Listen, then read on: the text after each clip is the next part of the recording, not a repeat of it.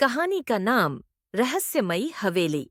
कहानी एक पुरानी हवेली थी जिसके बारे में कहा जाता था कि वहां भूतों का साया है। उस हवेली में एक परिवार रहता था जिसके मुखिया का नाम था रमेश।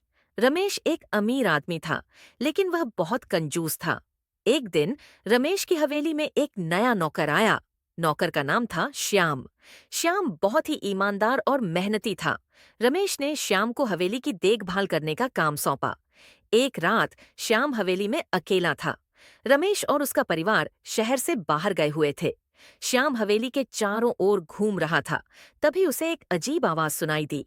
आवाज हवेली के एक बंद कमरे से आ रही थी। श्याम डर गया, लेकिन उसने हिम्मत करके दरवाजा खोला। कमरे के अंदर उसने एक भूत देखा। भूत बहुत ही भयानक था। श्याम डर के मारे भाग गया। अगले दिन श्याम ने रमेश को सारी बात बताई। रमेश ने श्याम की बात पर विश्वास नहीं किया। रमेश ने कहा, यह सब तुम्हारी कल्पना है। हवेली में कोई भूत नहीं है। लेकिन श्याम जानता था कि उसने सच में भूत देखा था। उस रात श्याम फिर से हवेली में अकेला था। वह कमरे में गया जहां उसने भूत देखा था। कमरे में उसने एक किताब देखी। किताब में हवेली के इतिहास के बारे में लिखा हुआ था। किताब में लिखा था कि हवेली में एक खजाना छुपा हुआ है। श्याम ने खजाने को खोजने का फैसला किया। उसने किताब में दिए गए नक्शे का पालन किया। नक्शे के अनुसार खजाना हवेली के तहखाने में छुपा हुआ था।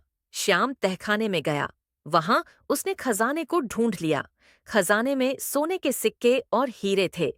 श्याम बहुत खुश हुआ। उसने खजाने को रमेश को दे दिया। रमेश ने श्याम को धन्यवाद दिया।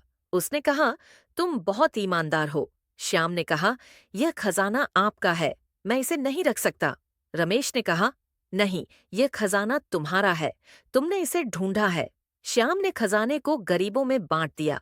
वह बहुत खुश था कि उसने लोगों की मदद की। कहानी का अंत इस कहानी से हमें यह सीख मिलती है कि हमें हमेशा ईमानदार रहना चाहिए। ईमानदारी का फल हमेशा मीठा होता है। मुझे उम्मीद है कि आपको यह कहानी पसंद आएगी।